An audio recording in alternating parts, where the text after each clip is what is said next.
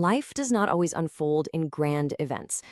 Think about that for just a second. We spend so much of our time chasing these massive milestones, the promotions, the weddings, the big moves across the country. But if you actually look back, the things that truly stick with you are often the smallest, quietest moments. Welcome to our explainer today. We're going to slow things right down and look at exactly this profound phenomenon. Today, we are exploring a breathtaking literary mosaic called Snapshots, a journey through fleeting moments. It's basically a journey through those exact fleeting instances, the ones that capture the beautiful, kind of messy, and entirely real fragments of our human existence. Okay, let's dive into this. Our source material today is a highly acclaimed text, a Dickens Gold Medal award-winning book by author Ahmed Taslim. And what makes this work so absolutely powerful is its laser focus on the things we usually just walk right past. We're talking small conversations, silent struggles, unexpected encounters, and those lingering reflections that just sort of stay in your heart long after the actual moment has vanished. Section 1. An old photo album.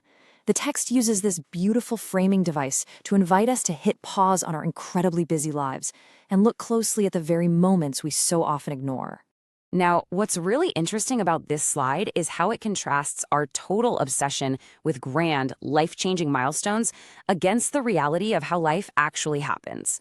The source text points out that life reveals itself in broken promises and unexpected encounters just as much, if not way more, than it does during those highly curated major life events. Moving to Section 2, The Observer's Walk. To guide us through this reality, the book introduces a young observer taking a walk through the crowded, noisy streets of modern society. He's simply watching, just paying attention to the intricate details unfolding all around him in real time. And this brilliantly illustrates the chaotic pace of modern life. Every chapter becomes a living, vivid scene. He watches a busy courts crossing. He observes a carpenter painstakingly shaping dreams out of wood. He peeks into political corridors. And he watches relationships fading. The pacing of our world is relentlessly fast, and our observer is taking the whole shebang in, vignette by vignette. Let's zoom in on a few of these scenes, because this really grounds the book's abstract philosophy into concrete, relatable human elements. At that busy court crossing, justice appears uncertain. In the carpenter's life, we see dreams ultimately shattered by false promises. And over in the political corridors, we see an environment where words are traded much more easily than the actual truth.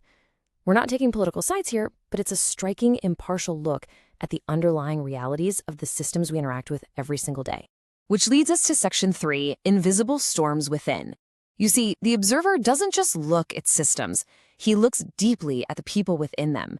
And this brings us to the slightly darker, more introspective themes of the text as he notices the stark contradictions hidden right beneath the surface of everyday life. Just think about your own daily scroll through social media or your last big gathering. Amidst all the festivals and modern desires, the observer sees ambition wrapped heavily in deception. He sees love tangled up with loneliness, politics operating without conscience, and above all, humanity desperately searching for meaning in an age of intense self-obsession. This brings the narrator to a deeply emotional realization. Quote, "Society itself is a collection of unfinished stories, people smiling outwardly while carrying invisible storms within." Actually, let's just take a moment to let that sink in. How often do we put on that outward smile while an absolute invisible storm rages inside us? It's a profoundly accurate observation of the human condition. Let's move to Section 4, Beauty That Survives, and see how this builds. Because if you think this is purely a tale of despair, well, you'd be mistaken. The text takes a crucial pivot right here, ensuring we see the full balanced picture of the observer's walk through society. We have this really powerful juxtaposition to consider. On one side, yes, there's chaos, there are invisible storms, there's the fractured nature of our modern world.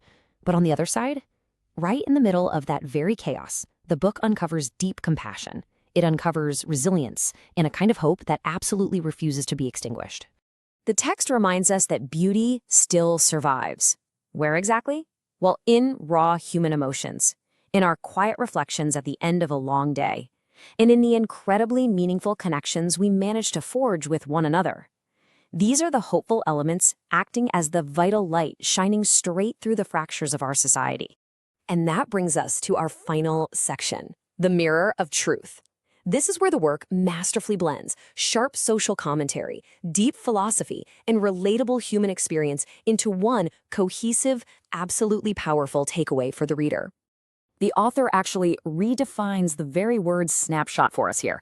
It's not just a photograph or a fleeting memory anymore. No, each snapshot in this book becomes a mirror. As you read about the carpenter or the crowded streets, you are actually looking at a reflection of your own fears, your own desires, and your own undeniable truths. It basically forces us to hit pause on our daily hustle and truly look at ourselves. Ultimately, the book leaves us with this beautiful, poetic realization. Life itself is nothing but a collection of snapshots, brief, fragile, unforgettable. It's a powerful urging from the source material to stop rushing past the small things, because collectively, these tiny, fragile moments are exactly what build a grand life. So, the crucial point is this. We are all walking through our own crowded streets, carrying our own invisible storms, and experiencing our own fleeting moments of beauty. I want to leave you with a question to think about long after this explainer ends. What snapshots are silently shaping who you are right now? Pay attention to them. Thank you so much for exploring this with me today, and I'll catch you in the next explainer.